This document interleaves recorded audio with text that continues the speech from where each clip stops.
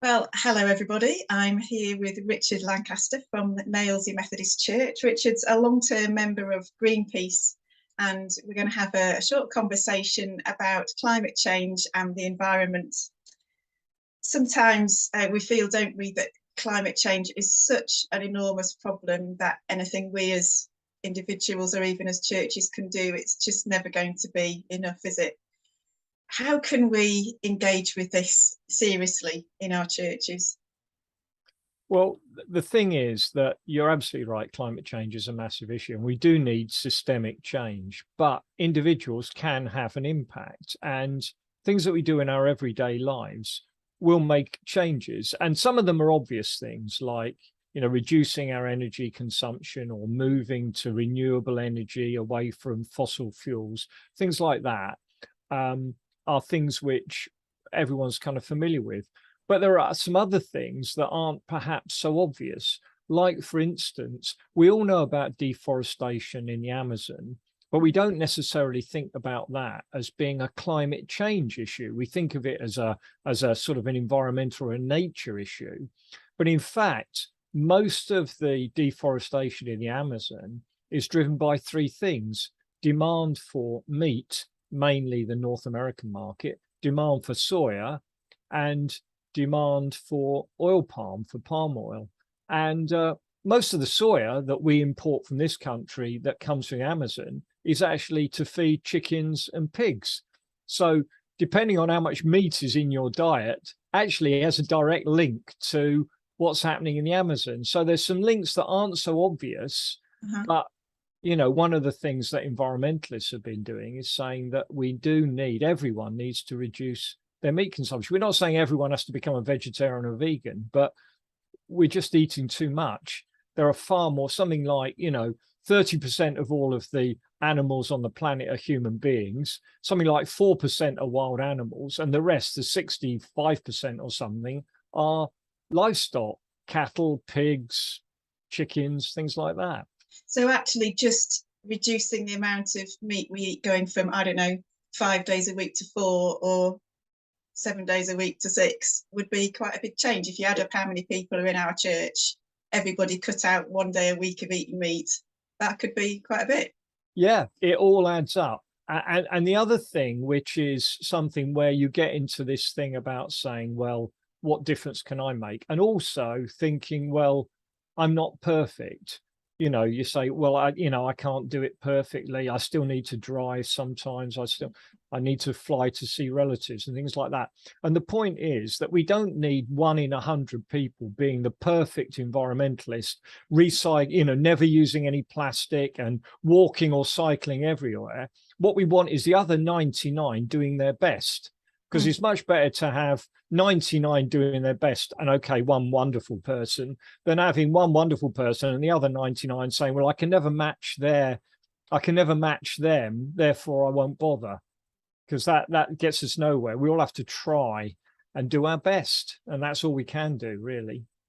So food habits, we can all change a little bit and gradually in a direction away from meat.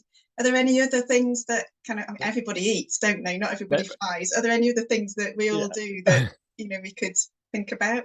I mean, yeah, we do. Obviously, one of the problems, it was okay before the current kind of crisis that you could select a renewable energy supplier. And you pay a bit more, but at least you know that your energy is coming from renewable sources. It's a bit more difficult at the moment because a number of the energy suppliers have gone bankrupt or are in a receivership, or administration. But looking for your energy supplier is a good thing that you can do. And also just the kind of the things like planting trees. Trees are fundamental to our fight against climate change, so that rather than cutting down trees, which is what we're doing at the moment, we're deforesting not only in the Amazon but in many other places. Trees are a kind of a natural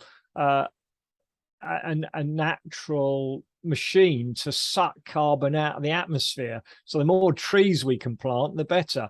And if we start growing our own food, more food that we can get that's locally grown rather than when I was a child, you were very aware of the seasons for food. You you got strawberries right in June, and that was it. If you didn't get them before, you didn't get them after. There was a rush of them in June, and then that was it. They were over. Now we know we can get strawberries all year round. In the middle of winter, we can get strawberries. But we know also in our hearts that they've come from the other side of the world, and they've been grown in hothouses or wherever. So eating seasonally, growing your own food, those are all things that contribute. And they're small things, but they do make a difference. That's brilliant. And just coming back to where we started, that we need systemic change. Is there anything that we can do just as citizens, or even as groups of citizens, to help move that in the right direction? Politicians need to know that people care, and that this is and will be an electoral issue at the next election. And therefore, yeah, write to your MP, tell them, ask them what their stance is on climate change, what their stance is on net zero, and then say, you know, I'll vote for you if I have confidence that, among other things, climate is high on your agenda.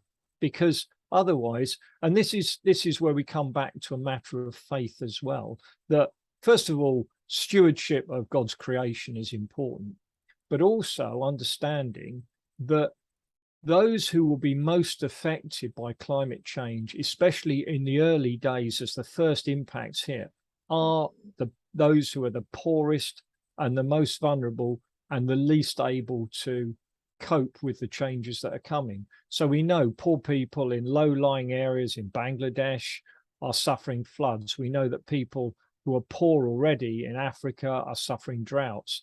And this is the sort of world that we're building. So not only are we not protecting the world, but in fact, those very people, the most vulnerable that Jesus told us that we have a responsibility to help, are the ones who are going to be the most affected by this. So we have a duty, as well as having enlightened self-interest, that we all live on planet Earth and we've only got one. There's only one. There isn't a planet B. There's only, you know. That's brilliant. Thank you so much for sharing with us, Richard. Plenty of food for thought. I hope that we can continue to pursue our calling as disciples of Jesus, but in an environmental way, and really take that seriously as part of what we believe. Thank you very much. Thank you.